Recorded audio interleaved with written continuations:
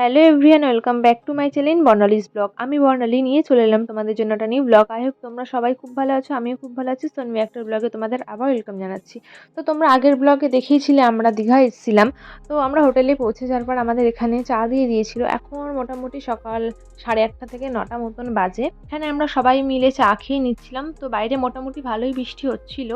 তো চা খাওয়ার পর আমরা উপরে একটু গিয়ে রেস্ট নিচ্ছিলাম। তো তারপরে আমাদের সকালে টিফিনের জন্য ডাক দিয়েছিল। তো সকাল এখন 10:30 থেকে 11টা মতন বাজে। এখানে দিয়ে দিয়েছিল লুচি আর ডাল আর মিষ্টি দিয়েছিল। আর যারা যারা বর্ণালীজ ব্লগে মেম্বার হয়নি অবশ্যই মেম্বার হয়ে নিও। খাওয়া দাওয়া কমপ্লিট করে আমরা বেরিয়ে পড়েছি সমুদ্রের পাড়ে যাওয়ার জন্য। এখন 12টা থেকে 12:30 মতন বাজে।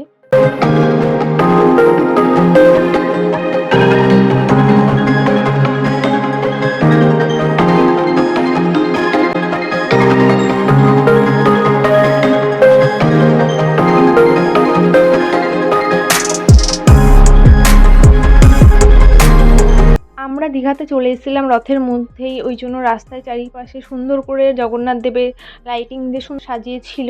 আমাদের হোটেল ডিস্টেন্স ছিল 10 থেকে 15 মিনিট মতন জগন্নাথ দেবের মাসি বাড়িতে। আর আমরা ছিলাম ওল্ড দীঘাতে, আর সমুদ্রটা খুব কাছেই ছিল আমাদের।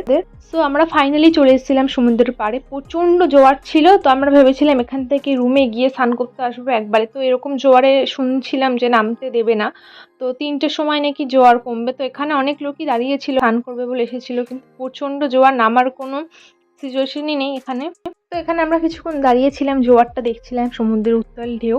তো তারপর আমরা রুমে চলে যাই। রুমে গিয়ে আমরা স্নান করে নিই, যেহেতু সারা জার্নি করে এসেছি আর শরীরটা ভালোও লাগছিল না অতটাও।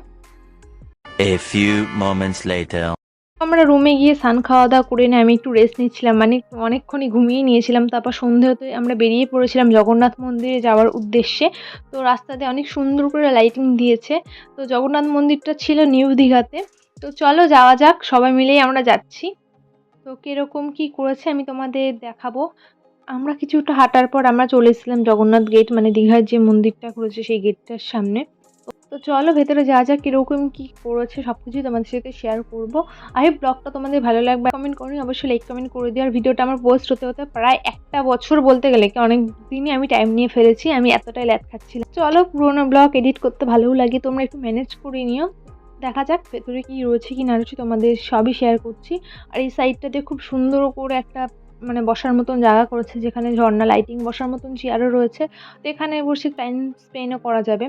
তো চলো একবারে মন্দিরের সামনে গিয়ে তোমাদের সাথে আবার কথা হচ্ছে।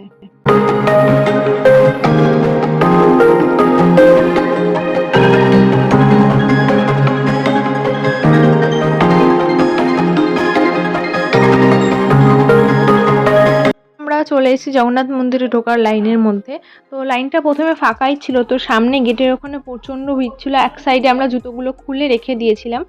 তো ওর জুতোর রাখটাই ছিলাম আরও অনেকটাই দূরে। তো এই সাইড দিয়ে মন্দিরটা পুরোই দেখা যাচ্ছে। আর যেহেতু আমরা বিকেলবেলা করে এসেছি, সব লাইট মাইট দিয়েছে, প্রচণ্ড সুন্দর লাগছে। তো লাইনটা ছিল অনেকটাই বড়, তো সামনে গিয়ে প্রচণ্ড ভিড় হয়ে গেছে। তো এখন আমরা দাঁড়িয়ে রয়েছি। আই হোপ ব্লগটা তোমাদের ভালো লাগবে। তো চলো সামনের দিকে যাওয়া যাক। আমরা প্রায় কাছাকাছি চলেই এসেছি। তো এখানে ফার্স্টে সিকিউরিটি গার্ড রয়েছে, তো উনি প্রথমেই ক্যামেরাটা বন্ধ করে দিতে বললো।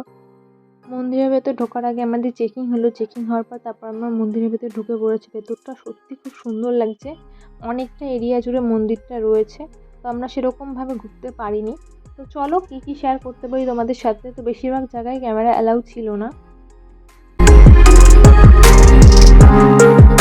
ফার্স্টে এই মন্দিরটার ভেতরে কোনো ক্যামেরাও ছিল না, ওই জন্য ভেতরে কি রয়েছে না রয়েছে তো আমি তোমাদের দেখাতে পারিনি। মন্দিরের বাইরে ক্যামেরা রয়েছে, ভেতরে কোনো ঠাকুরের ফটো তুলতে দিচ্ছে না। বাট যেগুলো তোলা হচ্ছে সেগুলো লুকিয়ে তোলা হচ্ছে। আমি সেরকমভাবে ফোনও বের করিনি ছবি তোলার জন্য। তো ঠাকুরের মন্দিরটা আমি ফার্স্ট টাইম গেছি, সুন্দরভাবে দর্শন করেছি। এটা হলো মেন মন্দির যেখানে জগন্নাথ দেব রয়েছে। তো জগন্নাথ দেব তো এখন মাসি বাড়িতে রয়েছে। এখানে আদার্স অন্য ঠাকুরও রয়েছে। খুব সুন্দর করেছে মন্দিরটা।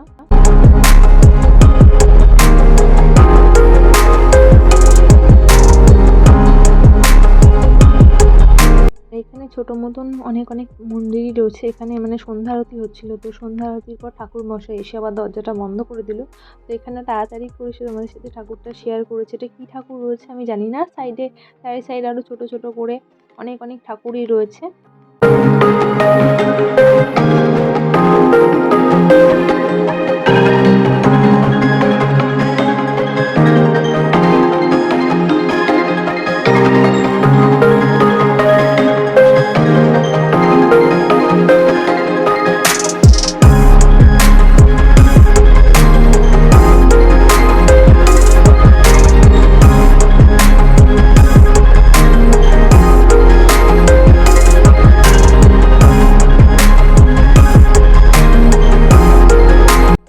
আমরা মন্দিরটা দর্শন করে তারপর আমরা বেরিয়ে পড়ছি সমুদ্রের সৈকতে পাড়ে যাওয়ার জন্য সন্ধ্যেবেলায়। ওখানে একটু ছোটোখাটো দোকান মতন মানে মেলা টাইপের মতনই বসে, তো আমরা এখন সবাই মিলে ওখানেই যাচ্ছি।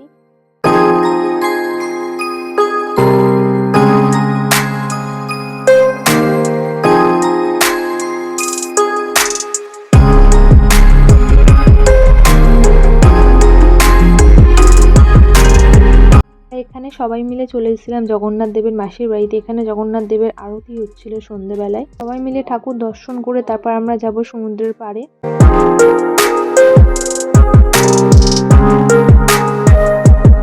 ঠাকুর দর্শন করে ঠাকুর একটু আরতি দেখার পর তারপর আমরা চলে এসেছিলাম সমুদ্রের পাড়ে। আর এখানে চলে আসার পর দেখি জোয়ারটা একেবারেই কমে গেছে।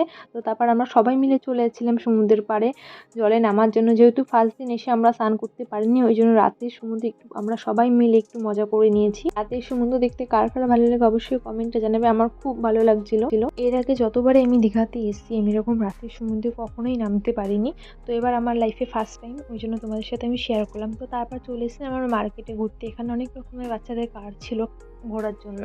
তো তারপর আমরা মার্কেটটা কিছুক্ষণ ঘুরেছি। তারপর আমরা এখানে চা খেয়ে নিচ্ছিলাম সবাই মিলে। তো চা খাওয়ার পর আমরা আবার একটু মার্কেটে গেছি কেনাকাটা করার জন্য। তো টুকটাক জিনিসপত্র মা কিনছিল। তারপর আমরা চাইছে একটু ঘুরে দেখছিলাম। এটা হলো ওল্ড দীঘার গেট। তারপর আমরা এখানে খেয়ে নিয়েছিলাম ফুচকা। সবাই মিলে খেয়ে নিয়েছিলাম গোলা এখানে। আর গোলা খেতে কার কার ভালো লাগে অবশ্যই কমেন্টে জানাবে। আমার খুব ভালো লাগে গোলা খেতে। তো আমরা টুকটাক খাওয়ার পর আমরা এখানে সমুদ্রের পাড়ে চলে এসেছিলাম। এখানে আমরা বসে সবাই মিলে গল্প করছিলাম। আমার সুন্দর একটা ভিউ, খুব সুন্দর লাগছিল রাতের সমুদ্র। অবশ্যই জানাবে ব্লগটা তোমাদের কেমন লেগেছে। ব্লগটা যদি ভালো লাগে অবশ্যই লাইক কমেন্ট শেয়ার করে দেবে। তো তারপর আমরা সমুদ্রের পাড় থেকে চলে এসেছিলাম হোটেলে। তো আমরা এখানে এসে খাওয়া দাওয়া করে নিচ্ছিলাম। তো রাতের মেনু তো কী কী ছিল আমার এখন আপাতত মনে পড়ছে না, যেহেতু ব্লগটা অনেক দেরিতেই পোস্ট হচ্ছে। আর ভিডিওটা কেমন লাগলো অবশ্যই কমেন্টে জানাবে। হবে নেক্সট ব্লগে, ততক্ষণ অবশ্যই ভালো থেকো, টেক কেয়ার, বাই বাই।